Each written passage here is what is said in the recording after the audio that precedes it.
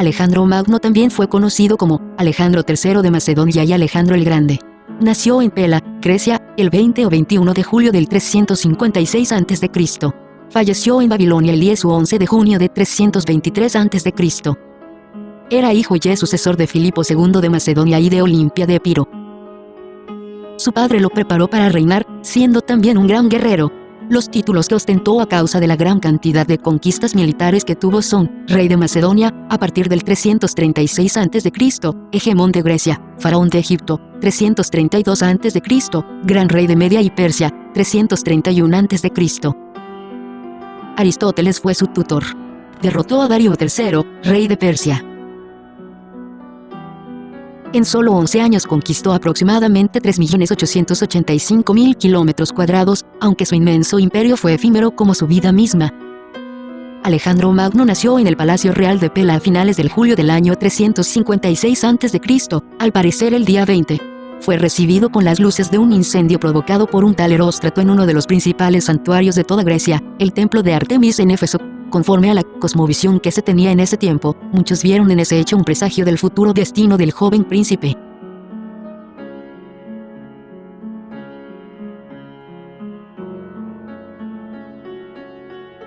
Filipo II de Macedonia nació en Pella, era el hijo más joven de Amintas III y Eurídice. Filipo vivió en Tebas, una polis hegemónica en Grecia, durante 3 años del 368 al 365 a.C., recibiendo instrucción militar y diplomática de Epaminondas. Su educación fue tan excelente como sería la de Alejandro su hijo. El año 364 a.C. Filipo volvió a Macedonia, participando en asuntos de gobierno, todo esto a raíz de la muerte de sus hermanos mayores, los reyes Alejandro II y Pérdicas III, convirtiéndose de esta manera en regente de su sobrino Amintas, hijo de Pérdicas III, pero al llegar a la edad de 22 años Filipo se convirtió en gobernante desposeyendo a su sobrino. Por como suelen ser estas cuestiones del poder, Filipo tuvo que defender el trono entre varios pretendientes. De esta manera enfrentó a Argeo, posiblemente hijo del rey Arquelao I, quien había ocupado el trono entre el 388 y el 386 a.C., también Amintas III de Macedonia, padre de Filipo. Otro fue Pausanias, posiblemente el hermano de Argeo, quien era apoyado por el rey Tracio Berisades. Sus ideas expansionistas y su capacidad militar pronto lo llevaron a lograr grandes conquistas, estableciendo el poder de la monarquía macedonia dentro y fuera de sus fronteras. Pocos soportaban tantas cicatrices de guerra como Filipo. Una de estas heridas fue la que le dejó cojo, la clavícula rota todavía le molestaba y le habían sacado uno de sus ojos de su cuenca. Sin embargo, todavía conservaba una pierna en perfectas condiciones y con su único ojo bueno se esforzaba por ver al ejército que había entrenado a través de la remitente oscuridad.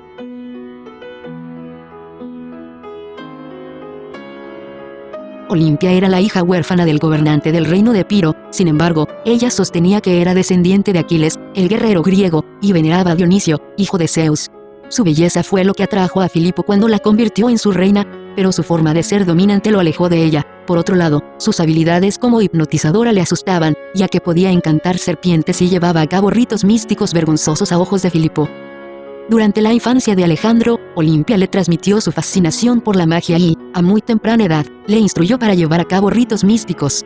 Se piensa que Olimpia deseaba que Alejandro se pareciera lo menos posible a su padre Filipo, formándolo de manera que fueran muy diferentes.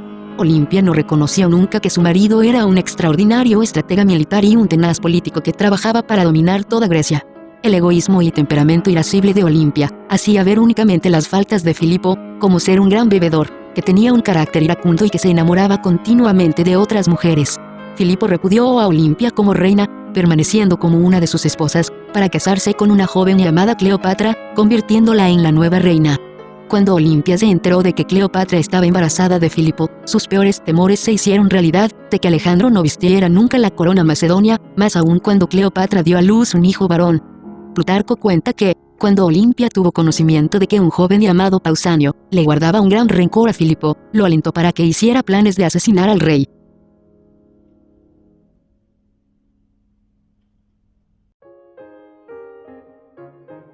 Se desconoce la fecha de nacimiento de Hefestión, aunque por los textos se puede llegar a pensar que tenía la misma edad de Alejandro, o podría haber sido un poco mayor. Era hijo de Amíntor, un aristócrata macedonio. Hefestión estuvo en el pueblo de Miesa, cuando Aristóteles fue llevado como profesor de Alejandro y los otros jóvenes nobles.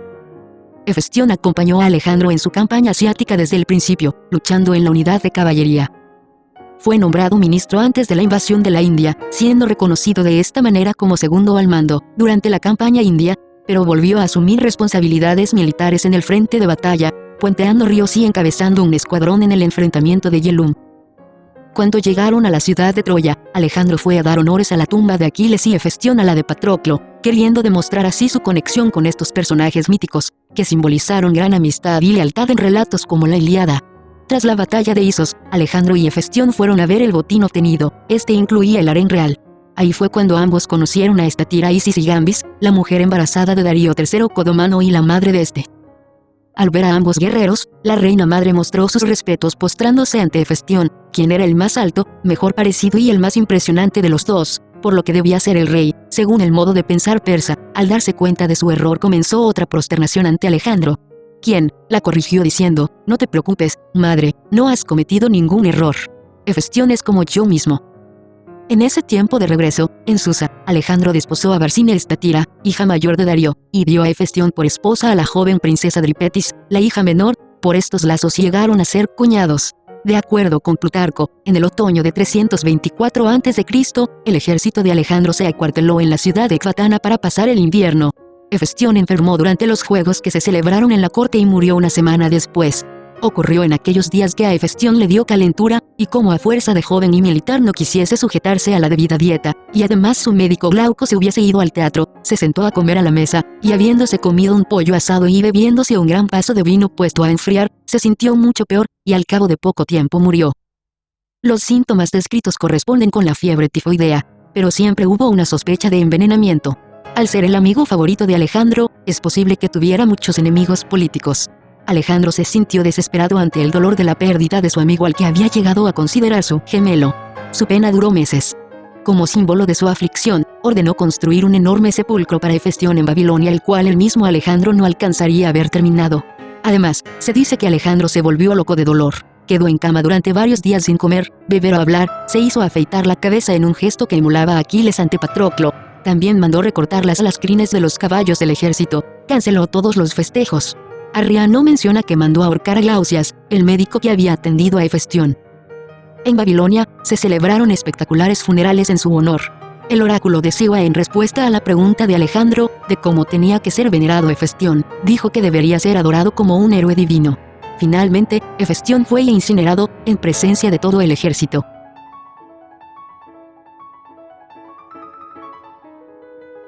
Plutarco relata que el caballo bucéfalo fue comprado por 13 talentos por Filipo, a un hombre llamado Filónico. Según narra la leyenda, el caballo era tosco y salvaje, relinchaba y daba coces por doquier, sin que nadie lograra apaciguarlo. Solo cuando Alejandro mostró interés por él, dándose cuenta de que el caballo recelaba aún su propia sombra, Alejandro consiguió hacer girar la cabeza del caballo hacia el sol, cegándolo, y así pudo subirse de un solo brinco al caballo. Este momento haría pronunciar a su padre la célebre frase: «Hijo, búscate un reino que sea igual a tu grandeza, porque Macedonia es pequeña para ti». El relato termina mencionando que desde entonces Bucéfalo solo se dejaba montar por Alejandro.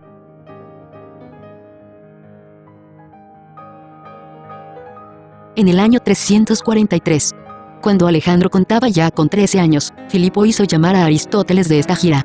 A su llegada a Pela para hacerse cargo de la educación de Alejandro, el rey Filipo les buscó un retiro en un santuario dedicado a las ninfas en Miesa, cuyos restos aún se conservan en las proximidades de la actual localidad de Naousa. Aristóteles, de carácter polifacético, con su obra casi enciclopédica, sin duda debió abrir las mentes de los jóvenes macedonios a todas las novedades científicas que el mundo griego tenía para ofrecer. Podríamos pensar que la gran curiosidad de Alejandro por el mundo que acabó conquistándole fue también transmitida por su maestro. El conocimiento de la geografía jugó un papel importante en la formación del príncipe, y son conocidos los intereses geográficos de Aristóteles, expresados en varias de sus obras y en las de algunos de sus discípulos. La idea general sobre la configuración del mundo y, dentro de él, del mundo habitado o ecoumene, la recibió de Aristóteles, así como algunos datos sobre su extensión y su tamaño. Sin embargo, el nacimiento del Nilo y su eventual relación con el Indo, la indeterminación de los límites del Mar Rojo y su confusión con el Golfo Pérsico, la extensión del Cáucaso, la relación entre el Mar Negro y el Caspio, etc., fueron lecciones aprendidas que, ante la evidencia ganada con sus campañas, Alejandro se vio obligado a rectificar. Aristóteles, hijo de un médico, también inculcaría en Alejandro interés por la medicina y las técnicas curativas. También el interés por la filosofía. A lo largo de su vida Alejandro demostró en varias ocasiones su preocupación por las diferentes corrientes de pensamiento, griegas y no griegas, con las que se topó. El periodo de la educación de Alejandro parece haber acabado en el año 340 a.C., cuando cumplía 16 años.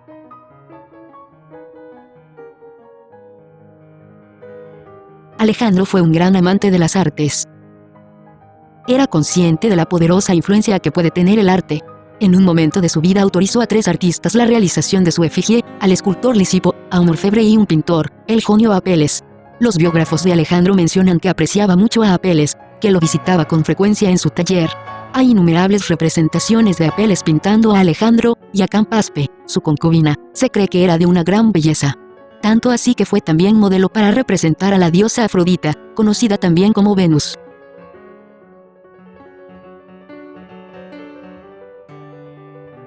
Una vez concluida la primera etapa de conquistas, se celebraron bodas masivas de soldados griegos y mujeres de las polis liberadas. Arriano escribe, las bodas se celebraron a la manera persa, se dispusieron sillas en orden para las novias y, después de los brindis, entraron los novios que tomaron asiento al lado de sus prometidas, las tomaron de la mano y las besaron, siguiendo el ejemplo del rey, ya que todas las bodas se celebraron al mismo tiempo.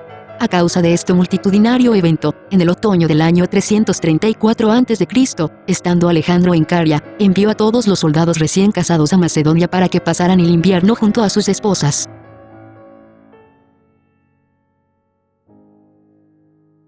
A finales de 334 a.C., Alejandro decidió pasar el invierno en Gordión, antigua capital de Frigia, al centro de Turquía, esperando por sus refuerzos. Gordión era la capital del reino de Frigia. Su nombre provenía de un mítico rey, quien pasó de carretero a monarca por una casualidad del destino. En esta ciudad quedaba, como el recuerdo eterno de su fundador, un carro en el que se podía ver el nudo más enmarañado de la tierra. Debajo de él decía que quien lograra desenredarlo dominaría Asia. Durante decenios muchos lo intentaron, sin embargo, nadie lo consiguió hasta que, por fin, llegó Alejandro. Al conocer la historia, deseoso de obtener buenos augurios para su campaña, fue a ver el famoso nudo. Viéndolo con detenimiento, desmontó y con paso firme se aproximó de frente al enigma y sin dudar, desenvainó su espada con la cual de un certero golpe cortó el nudo resolviendo así el rompecabezas. La acción de Alejandro provocó la sonrisa entre sus generales a los que dijo, poco importa la forma de resolverlo, cierto es que yo dominaré Asia. Se dice que seguido a este hubo una gran tormenta, la que se interpretó como la aprobación de Zeus a la manera que resolvió el enigma.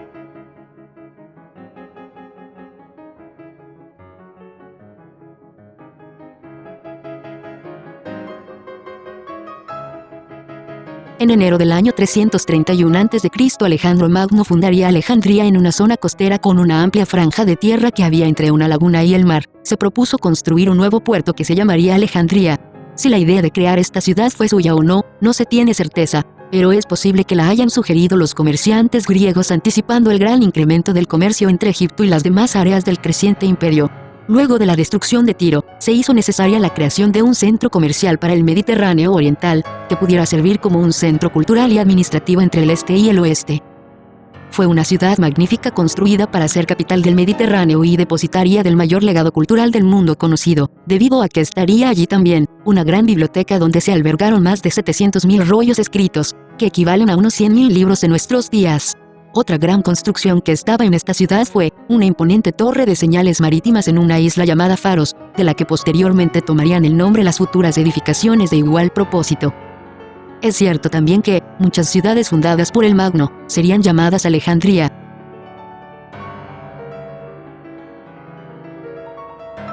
Alejandro se encontraba en Paretono y emprendió un dificultoso viaje de 300 kilómetros cruzando el ventoso desierto de Libia hacia el oasis de Siwa para consultar al oráculo de Zeusamón. Para los griegos, este oráculo era casi tan importante como el de Apolo de Delfos. Muchos de sus consejeros le pidieron que desista de ir a buscar este oráculo, pues era muy peligroso el camino por los vientos y las posibilidades de toparse con una tormenta que los enterrara, además que temían que pudieran morir de sed. Pero para asombro de todos, el viaje tuvo mucha lluvia, lo que afirmó la arena y disipó el peligro de morir de sed. Cuando llegaron, el profeta, queriendo saludarle en idioma griego, le quiso decir Opaidion, que significaba o hijo, equivocándose dijo Opaidios, que tenía el significado de hijo de Zeus. A Alejandro le agradó esto y preguntó si había quedado sin castigo alguno de los asesinos de Filipo, y si se le concedería dominar a todos los hombres. Ambas respuestas del oráculo fueron afirmativas. Filipo estaba vengado. Alejandro le hizo magníficas ofrendas, y entregó ricos presentes a los hombres allí destinados.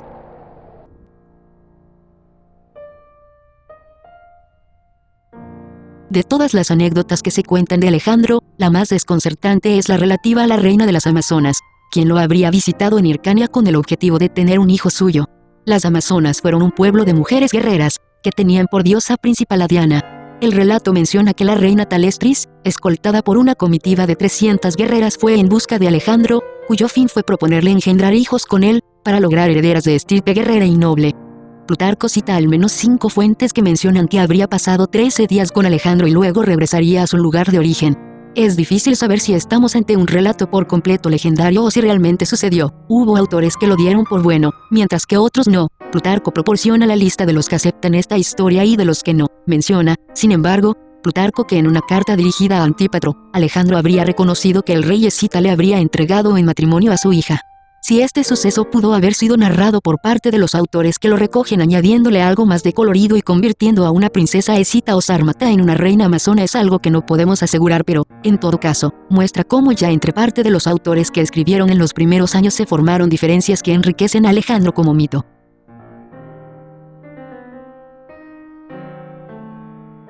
Finalizando la persecución a Beso, el asesino del rey Darío, Alejandro llegó a la roca Sogdiana, donde entabló una relación de confianza con un noble llamado Oxyartes, quien tenía una hija, Roxana.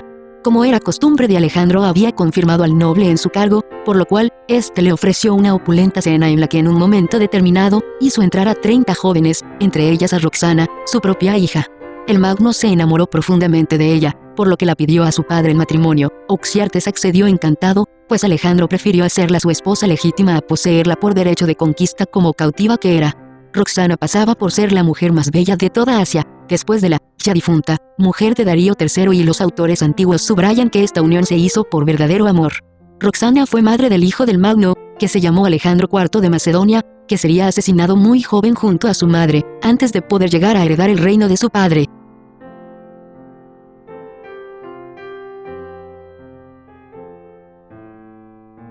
También es conocida la historia de la visita de Alejandro a Corinto durante los Juegos Isthmicos. Según narra Plutarco, una vez acordada la alianza y habiéndose nombrado a Alejandro como general en jefe, muchos políticos y filósofos fueron ante él para felicitarle por ello.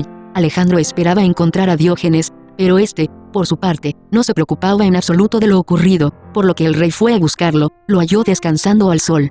Al ser interrogado por Alejandro sobre si quería solicitarle algo, el filósofo respondió tan solo que se apartara un poco porque le quitaba el sol. A pesar del desplante, Alejandro les hizo saber a sus acompañantes que, de no ser él, Alejandro le hubiera gustado ser Diógenes. No se sabe si realmente este encuentro se dio, pero sí que los filósofos cínicos repudiaban a Alejandro Magno.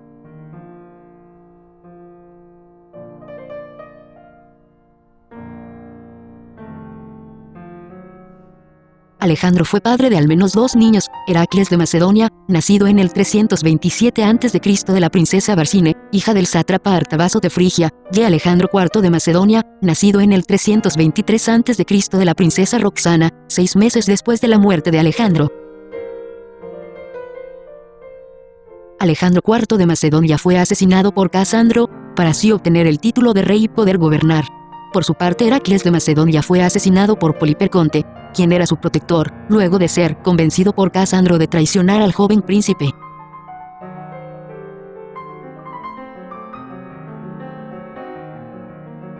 Estando en Babilonia, Alejandro enfermó gravemente. La fiebre no remitió en ningún momento durante 12 días.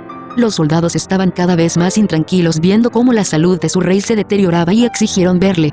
Muchos pasaron ante él y aunque el rey reconoció a la mayor parte, tampoco pudo decirles nada. Finalmente murió el día 10 de junio del 323 a.C. Su reino duró 12 años y 7 meses, faltándole poco más de un mes para cumplir 33 años. Sobre sus últimas palabras, circularon muchas versiones, y ello a pesar de que se nos dice que hacía ya algunos días que no podía hablar. Una de estas historias asegura que, le preguntaron, ¿a quién dejaba su reino? Habría contestado Tucratisto, que puede traducirse como al mejor o al más fuerte, tras quitarse su anillo y entregárselo a Perdicas. Sobre las causas de la muerte de Alejandro, muchos suscribieron la tesis del envenenamiento y apuntaban hacia Antípatro y su hijo Casandro que, curiosamente, se encontraba en Babilonia en ese momento. Otros apuntaban al hermano de Casandro, Iolao, que era el copero del rey. Otro sospechoso es Medio, que fue quien convenció a Alejandro a seguir en la fiesta en la que empezó a sentirse mal. Muchos aceptaban que Aristóteles habría sido el inspirador incluso, el que proporcionó el veneno, irritado por el trato que había recibido Calístenes su hijo. Se han identificado como síntomas de Alejandro fiebre alta, dolor abdominal, insomnio, debilidad, sed, pérdida de conciencia, posibles convulsiones, parálisis parcial y pérdida de la voz. Su cuerpo permaneció incorrupto durante varios días, lo que resulta sorprendente, y hay quien ha sugerido que, si fue envenenado, quizá el veneno conservó el cadáver o que se tomó por fallecimiento, lo que quizá no fuese más que un coma. Los partidarios actuales de la tesis del envenenamiento sugieren que los síntomas y la conservación del cuerpo pueden ser compatibles con la ingestión de arsénico, aunque también es cierto que un envenenamiento con esta sustancia habría requerido repetidas dosis de la misma, lo que habría aumentado las posibilidades de descubrir al asesino. No parece, en todo caso, que Alejandro temiese en esos momentos que se le pudiese envenenar. Los partidarios de buscar la muerte del rey en alguna enfermedad identifican los síntomas como provocados por intoxicación por alcohol, infección provocada por viejas heridas mal curadas, pancreatitis, malaria, fiebres tifoideas, fiebre del Nilo, neumonía o pleuresía, o una mezcla de algunas de ellas. Que no fue un factor ambiental, o no fue solo eso, lo mostraría el que no tenemos datos de que ninguno de sus acompañantes en sus viajes de las semanas previas, que incluyeron las regiones pantanosas del Bajo Éufrates, resultase afectado.